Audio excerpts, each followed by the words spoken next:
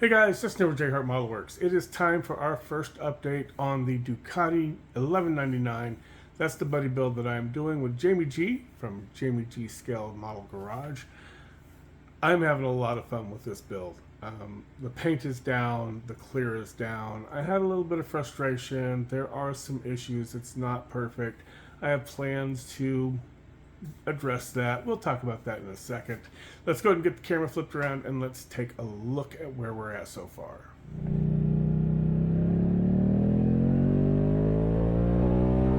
Alright guys, here we are. This is where we are at with the build. For the most part, we've got the body painted and the paint looks fantastic. There are some issues. We will talk about that, like I said, but I'm really happy with how this paint has come out so far. The original plan was to use a color from the Spray Source. They're a company that I see on Facebook. They do one-to-one car colors, and they're who I used for the Cobra, and I loved how the Cobra came out. This color is called Raven Super Color Shift. It's a beautiful color. It really is a gorgeous color shift color. But their photos on their website make it look like it's going to be more of a light blue turquoise to dark blue, little bit of green, and purple. Like it should be a lot of blues and purples. And when I shot the test spoon, the majority of what I see on the test spoon is just green. And then it shifts from the green to the purple. So I do get the color shift. There's a little bit of dark blue in it if I hold it the right way, but for the most part, most of what I saw was just the green. It was the primary color. Now I was talking to my buddy Diedrich, and he was like, bring it up to the shop. When you come to shoot it, we'll shoot it with my minigun. Maybe you just need a bigger gun than just your airbrush to get the full effect out of the colors. So I brought it up to him, went up to his shop, and we shot it with a 0.6 millimeter. I can't remember if he's using a 0.6 or a 1.2, but we shot it with a minigun in his shop. And again, it was primarily the base color was green, unless I was holding it the right way, then it would shift to purple. And it just wasn't exactly what I was looking for. So he had another color shift paint that he had no idea what the color is. It's from, he was doing a respray on a Bugatti, and it is a color shift paint. And he's like, let's shoot this over it and see what happens. I'm like, sure, why not? Worst case scenario, if it doesn't turn out well, I'll just strip it, start over. And this, I've really got more of that blue turquoisey, and then it will shift if you're holding it the right way. It does shift into the purples. And you get the greens. Like there, you see it really well. Like it just kind of depends on what type of light hits it and how it hits it. There is a little bit of green, but you get more of that blue, really light blue to dark blue to purple shift. It's absolutely gorgeous. Another thing about this paint job, there's very, very little dust. These huge side fairings got no dust at all in the 2K clear coat. Like I was floored when these came out flawless. There is a little bit of dust on the front cowl right there. You can see them. There's a dust nib right there. One or two. And then on one of these back pieces,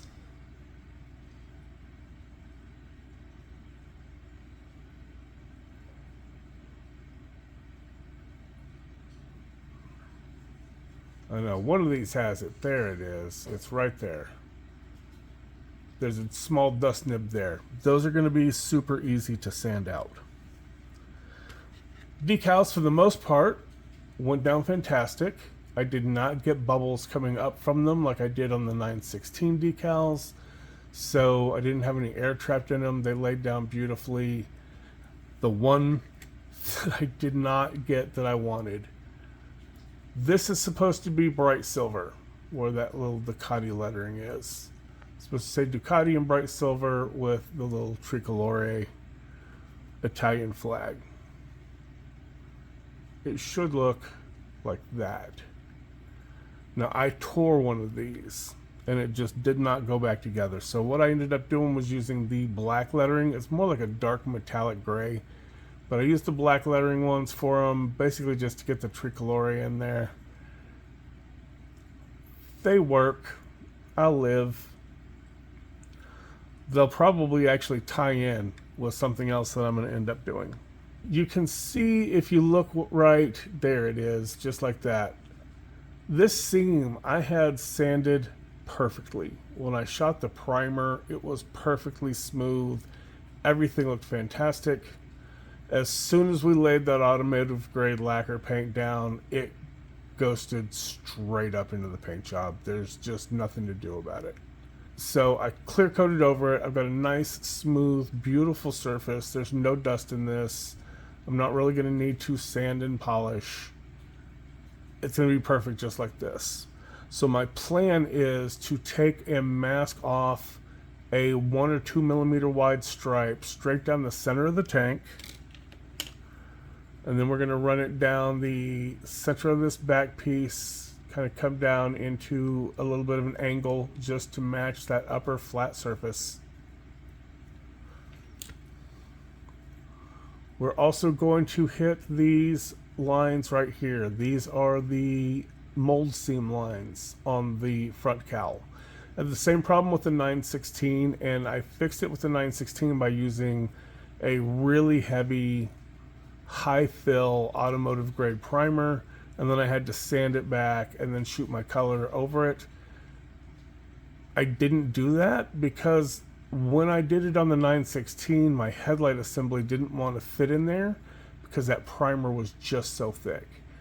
I also thought that I had this perfect because it also, just like this seam here, it looked perfect. It was absolutely flawlessly smooth after the primer, and as soon as we shot that automotive grade paint on it, it just ghosted right up. It's just too hot.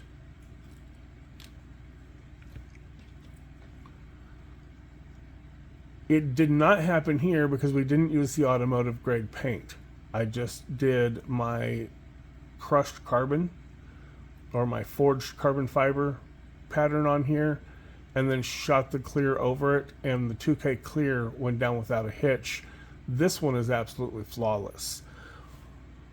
When I was doing Tamiya's GMA T50, the Gordon Murray GMA T50 build, during one of the videos, the engine video, I did a mini tutorial on how I get this carbon fiber effect, this forged carbon. You hear it called forged carbon, crushed carbon, chopped carbon.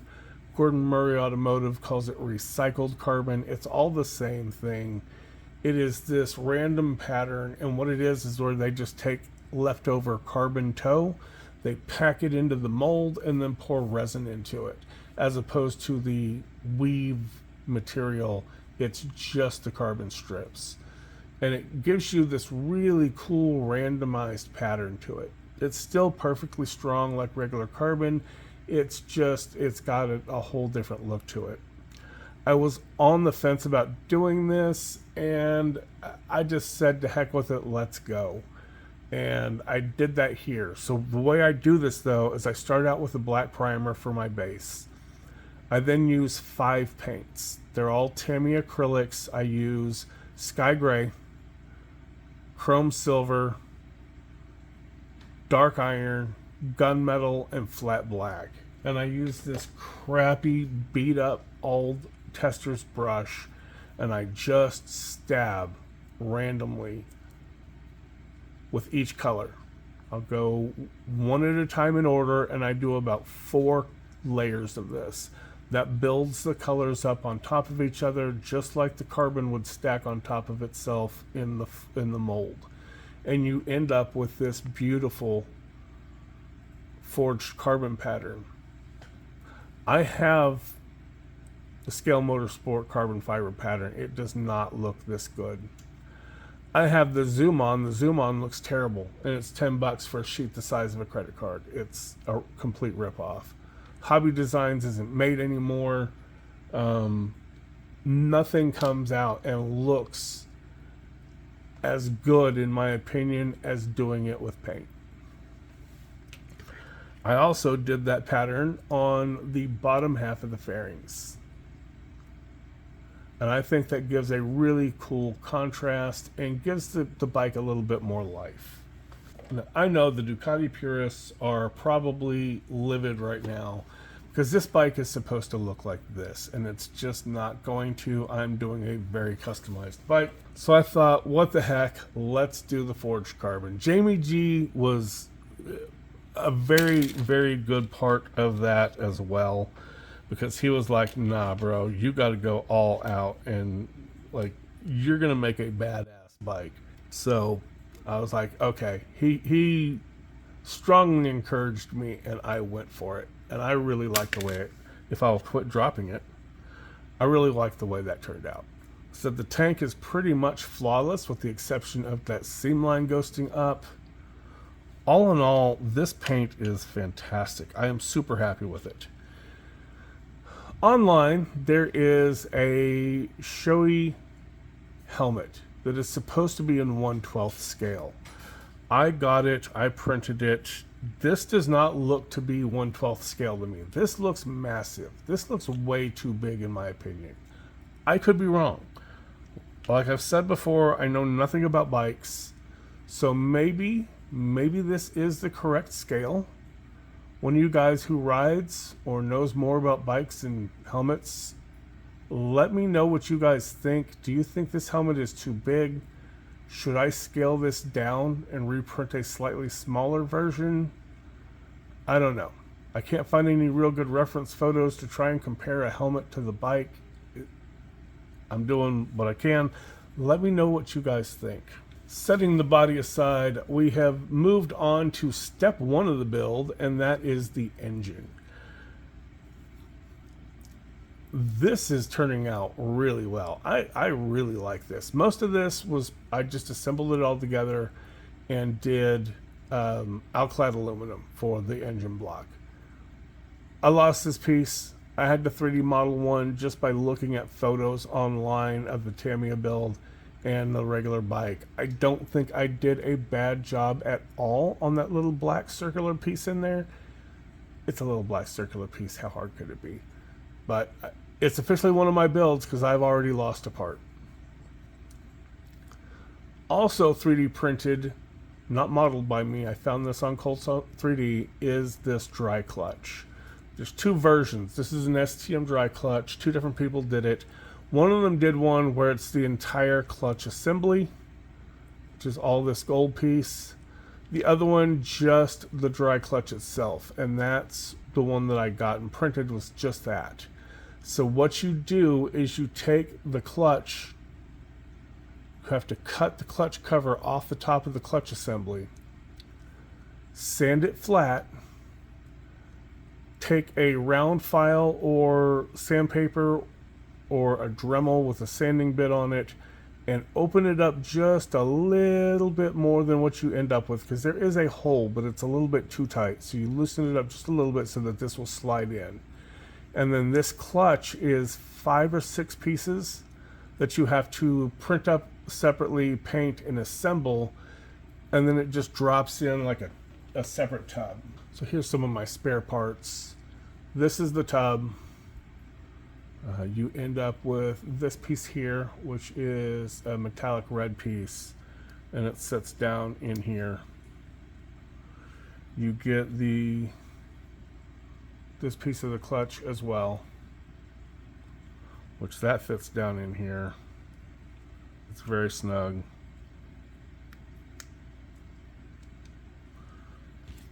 And then you get a couple of pieces for the covers that you paint these red and you line these up. So when you put this in, you have to make it so that this assembly will drop in. But when you put that in, these bolts are not equal distance to each other. So when you put it in, before you glue it down, you need to turn it and line it up so that all the bolts line up with the casing. And then you just add some glue in there and push it down. The same with this top cover. On the clutch cover, the red piece here, There's one piece that sits down on top of the tub, and it's got some bolts on it, and these bolts are not equidistant either, so you've got to twist and line those up as well before you glue them down. So I'll put the link to this down in the description, so if you're interested in this clutch, just remember you need to line it up before you glue it into place. Another thing that I wanted to talk about real quick, these gold pieces. These are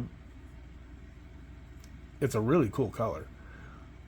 Tamiya's instructions say to paint them with a mix, a 50-50 mix of X31 gold titanium and X33 bronze. I've got a problem with that though. I don't have the X33 bronze, and the gold titanium that I have is not the acrylic, it's the LP line. They don't make a bronze in the LP line, so even if I had the bronze, I couldn't mix it with the gold titanium. Now instead, I have a paint that I got when I was doing Pop's Firebird, and that is a wheel color from Splash Paints called Gold Bronze. I just shot this over black primer, and that is a spot on match in my opinion for all the reference photos that I've seen for the, I think these are like magnesium parts, but they have this gold cast to them. From my reference photos to this color, it looks like a really, really close match. So if you don't have it, or if you don't want to mix the Tamiya colors, Splash Paints Gold Bronze is a really good substitute. So yeah, that is for the most part what I've gotten done. This is just all the parts for step one in the instructions. After painting up this little piece with these hoses, I used a little bit, just slivers of bare metal foil to make my hose clamps. Got a nice little bit of detail that you're never going to see because these fairings will cover them up. But I'm having a lot of fun. These Tamiya bike builds are a blast. If you have not built one, I really highly recommend doing one. If all you do is cars, do a bike. They're a lot of fun. It's a little bit of a different shift. I really do love them. I'm really happy that I picked up the Superleggera, and I have that in my stash. I'll probably do that sometime next year. All right, that's going to be a wrap for this video, guys. Thanks for hanging out with me. I always appreciate you watching the video and checking out what I'm working on. I have started on the Ferrari, but Jamie is not building nearly as slow as he told me he was going to be. So I may just put most of my focus into working on the bike. His bike is looking fantastic. He's got a ton of decals. He's doing an actual race livery. It's absolutely gorgeous. I swear that bike glows in the dark. I'm sure he will do an update at some point in time, so a link to his channel will be down there. Go give him a sub, and when he posts, check him out. Thanks for watching, guys, and I will catch you on the next one.